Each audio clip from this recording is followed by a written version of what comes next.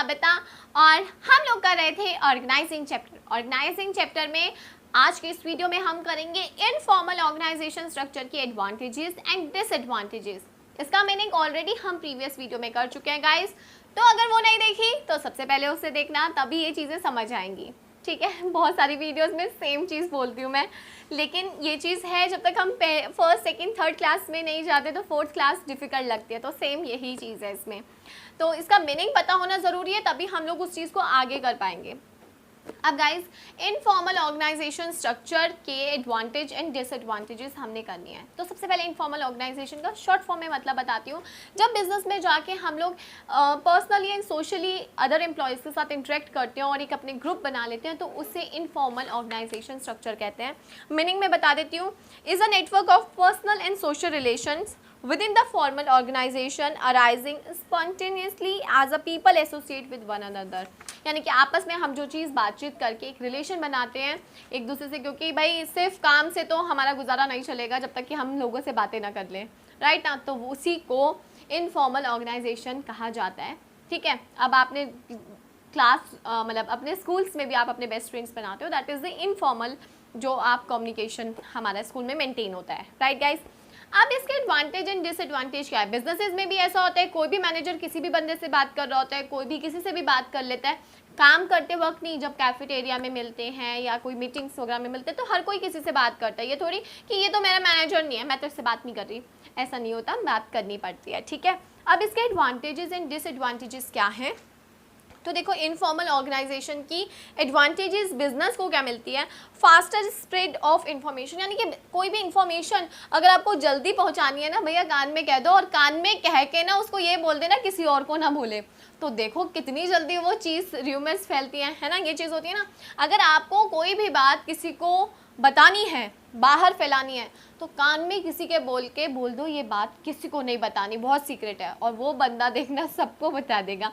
तो इसी तरीके से इनफॉर्मल ऑर्गेनाइजेशन में फास्टर स्प्रेड ऑफ इंफॉर्मेशन, यानी कि आपकी इंफॉर्मेशन बहुत जल्दी फैल जाती है, यानी कि एक से दूसरे तक, दूसरे से तीसरे चौथे ऐसे तक फैलती है।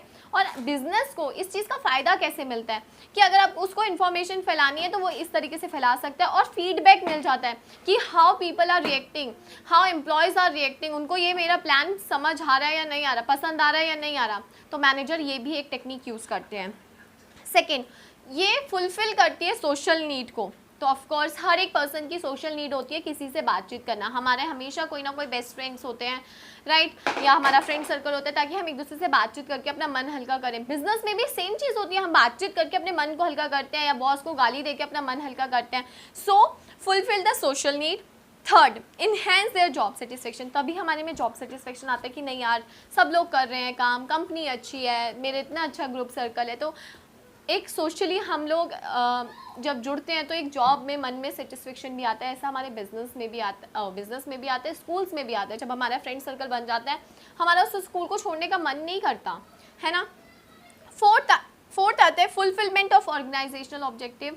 ये ऑर्गेनाइजेशनल ऑब्जेक्टिव को फुलफिल करने में हेल्प करता है। ऐसा क्यों? क्योंकि फॉर्मल ऑर्गेनाइजेशन स्ट्रक्चर सफिशिएंट नहीं है बिजनेस को चलाने के लिए, इनफॉर्मल को लाना ही पड़ेगा। फॉर्मल में भी कई कमियां होती हैं कि डिले हो जाता है, ये सब चीज़ें हैं, लोग जुड़ेंगे नहीं पर्सनली तो आगे नहीं बढ़ेंगे। तो ये चीज़ों को हम लोग दूर कर सकते हैं इनफॉर्मल ऑर्गेनाइजेशन स्ट्रक्चर से। ठीक है, तो ये थी एडवांटेजेस। अब करते हैं डिसएडवांटेजेस। तो देखो, डिसएडवांटेजेस में है स्प्रेड र्यूमर्स। तो ये चीज़ मैंने आपको पहले ही बता दी कि भाई कान में बोल दो और बोलो किसी को नहीं बताना, तो वो सबसे ज़्यादा फैलती है। तो र्यूमर्स बहुत फैलती है, यानी कि इधर उधर की बातें ना बहुत फैलती है बिजनेस में। अरे उसका उसके साथ टाका भिड़ गया, उसका उसके साथ चक्कर चल गया। सच में, बिकॉज मैंने काम किया है एज एन अकाउंटेंट, तो मैंने ये चीज़ फेस करी है कि कितनी जल्दी ऑफिस में ना र्यूमर्स फैलती हैं। सेकेंड चीज़ जो है इसमें, वो जो र्यूमर्स होती है वो डिस्ट्रक्टिव फोर्स होता है, जो कि ऑर्गेनाइजेशन के लिए सही नहीं होता।